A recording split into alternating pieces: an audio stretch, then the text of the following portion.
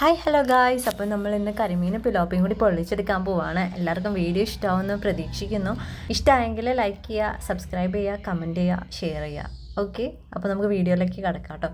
നമ്മൾ ആദ്യമേ ചെയ്യാൻ പോകുന്നത് ഈ മീനൊക്കെ നമുക്കൊന്ന് വരഞ്ഞെടുത്തതിന് ശേഷം ഇതിനകത്തേക്ക് വേണ്ടുന്ന ചേരുവകളൊക്കെ ചേർത്തിട്ട് ഒന്ന് ഷാലോ ഫ്രൈ ചെയ്തെടുക്കാനാണ് പോകുന്നത്. അപ്പോൾ അതിന് വേണ്ടുന്ന ചേരുവകൾ എന്തൊക്കെയാണെന്ന് വെച്ച് കഴിഞ്ഞാൽ ഇഞ്ചിയും വെളുത്തുള്ളി പേസ്റ്റ്, മുളക് പൊടി, മഞ്ഞൾപ്പൊടി, ഉപ്പ്, പിന്നെ നമുക്കിതൊക്കെ ചാലിക്കുന്നതിന് വേണ്ടിയിട്ട് നമ്മളൊരു വിനാഗിരിയാണ് ആഡ് ചെയ്യുന്നത്. നമുക്ക് പിന്നെ വെളിച്ചെണ്ണയാണ് വേണ്ടത് കേട്ടോ.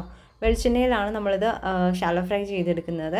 ഒരു നോൺ സ്റ്റിക്ക് പാൻ വെച്ചതിന് ശേഷം നമ്മൾ വെളിച്ചെണ്ണ ഒഴിച്ച് ഈ പുരട്ടി വെച്ചിട്ടുള്ള കരിമീനും പിലോപ്പിയും നമ്മളൊന്ന് ഷാലോ ഫ്രൈ ചെയ്തെടുത്തിരിക്കുകയാണ് ഈ കാണുന്നത്. പിന്നീട് നമുക്കിതിനെ പൊള്ളിക്കുന്നതിന് ആവശ്യമായിട്ടുള്ള കൂട്ട് നമ്മൾക്ക് റെഡിയാക്കണമല്ലോ, അതായത് മസാല.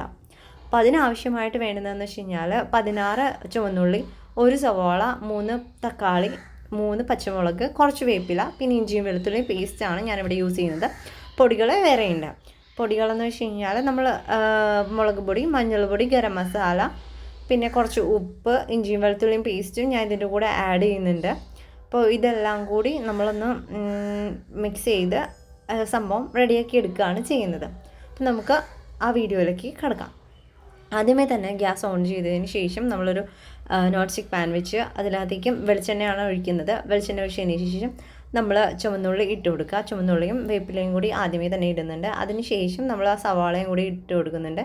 കുറച്ച് ഉപ്പും കൂടി ഇട്ടതിന് ശേഷം നമ്മളൊന്ന് വഴറ്റിയെടുക്കുക. ഇതിൻ്റെ ഇടയിൽ നമ്മൾ ഇഞ്ചി വെളുത്തുള്ളി പേസ്റ്റും കൂടി ആഡ് ചെയ്യുന്നുണ്ട്.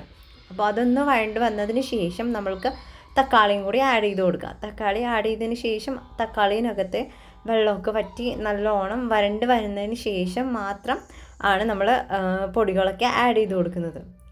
അപ്പോൾ ഇത് കുറച്ച് നേരം എടുക്കുന്ന ഒരു പ്രോസസ്സാണ്. നമ്മൾ പെട്ടെന്ന് ചെയ്ത് കഴിയാൻ പറ്റത്തില്ല. അപ്പോൾ വീഡിയോ എല്ലാവർക്കും ഇഷ്ടമായെന്ന് തോന്നുന്നു.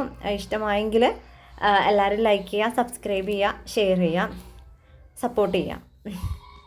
കരിമീനും പിലോപ്പിയൊക്കെ എന്ന് വെച്ച് കഴിഞ്ഞാൽ നമ്മൾക്കിവിടെ കിട്ടുന്ന സംഭവം കൊണ്ടിട്ടാണ് പെട്ടെന്ന് ട്രൈ ചെയ്ത് നോക്കാമെന്ന് വിചാരിച്ച് അങ്ങനെ ചെയ്തത്.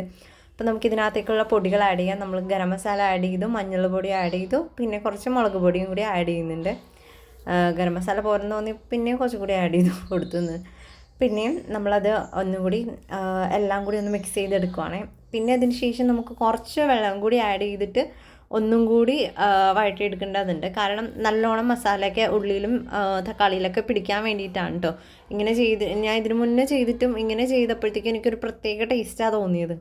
അപ്പോൾ അതുകൊണ്ടിട്ട് കുറച്ച് വെള്ളം കൂടി ആഡ് ചെയ്താൽ നിങ്ങൾക്ക് ഓപ്ഷണലാണ്. നിങ്ങൾക്ക് വേണ്ടാന്നാണെങ്കിൽ വേണ്ടാന്ന് വയ്ക്കാം. ഞാനിപ്പോൾ കുറച്ച് വെള്ളം കൂടി ആഡ് ചെയ്തതിന് ശേഷം നല്ലോണം ഒന്ന് ഇളക്കി എടുക്കുന്നുണ്ട്. അപ്പോൾ ലാസ്റ്റ് നമുക്ക് എന്താ പറയുക, നാവിൽ കപ്പലോടും എന്ന് അറിയില്ലേ, ഈ ഒരു കറി ഉണ്ടെങ്കിൽ മാത്രം മതി. നമുക്ക് എത്ര ചോറ് വേണമെങ്കിലും കഴിക്കാം. പിന്നെ നമുക്ക് ഏറ്റവും അത്യാവശ്യമായിട്ടുള്ള സംഭവം എന്ന് വെച്ചാൽ വാഴയിലാണ്. അത് നമുക്കൊന്ന് വാട്ടിയെടുക്കാം. അതിന് ശേഷമാണ് നമ്മൾ ഈ മസാല കൂട്ട് അതിനകത്തേക്ക് വാഴയിലെ അകത്തേക്ക് വെച്ചിട്ട് മീനും അതിൻ്റെ പുറത്തേക്ക് വെക്കുക. അതിൻ്റെ പുറത്ത് കൂടി ഒരു കോട്ടിങ് കൂടി മസാല ആഡ് ചെയ്ത് കൊടുക്കുക. അതിന് ശേഷം നന്നായിട്ടൊന്ന് കെട്ടി വയ്ക്കുക. ഞാനിവിടെ നൂലാണ് എടുത്തിരിക്കുന്നത്. നൂല് വെച്ചിട്ട് നമ്മളൊന്ന് കെട്ടി വെച്ച് കൊടുക്കുകയാണ് ചെയ്യുന്നത്. കെട്ടി വെച്ചതിന് ശേഷം നോൺ സ്റ്റിക്ക് പാൻ തന്നെയാണ് യൂസ് ചെയ്യുന്നത്. ഞാൻ നോൺ സ്റ്റിക്ക് പാനിലേക്ക് ഇതെല്ലാം കൂടി ഒന്ന് എണ്ണ ഒന്നും യൂസ് ചെയ്യുന്നില്ല, അല്ലാതെ തന്നെ നമുക്കത് നല്ലോണം റെഡിയായി കിട്ടുന്നുണ്ട്. അപ്പോൾ നോൺ സ്റ്റിക്ക് പാൻ വെച്ച് ഞാൻ അടുപ്പിലേക്ക് എന്നിട്ട് ഒരു മൂടി വെച്ചിട്ട് മൂടിയും വെച്ചിട്ടുണ്ട്. അതിന് ശേഷം കുറച്ച് നേരം ഒരു 15 മിനിറ്റോളം ഇതൊന്ന് കുക്ക് ചെയ്തെടുത്താൽ മാത്രമാണ് ഇത് ആയി വരുന്നത്. നമുക്കപ്പോൾ ഇത് റെഡിയായി കിട്ടിയിട്ടുണ്ട്. നമുക്ക് തുറന്ന് നോക്കാം. നല്ല ടേസ്റ്റിൻ്റെ കുറച്ച് അധികം ഞാൻ ചോറിന്ന് തിന്നിട്ടുണ്ട്. കാരണം നല്ല ടേസ്റ്റ് ഉണ്ടായിരുന്നു. ക്യാബേജ് തോരനായിരുന്നു രാവിലെ ക്യാരറ്റ് തോരനായിരുന്നു ഞാൻ രാവിലെ വെച്ചിരുന്നത്. അതിൻ്റെ കൂടെ നമുക്ക് മീനും കൂടി കിട്ടിയത് കൊണ്ട് സന്തോഷമായിട്ട് വയറ് നിറയെ ചോറ് ഞാൻ കഴിച്ചിട്ടുണ്ട്. അപ്പോൾ ഗൈസ്, താങ്ക് യു.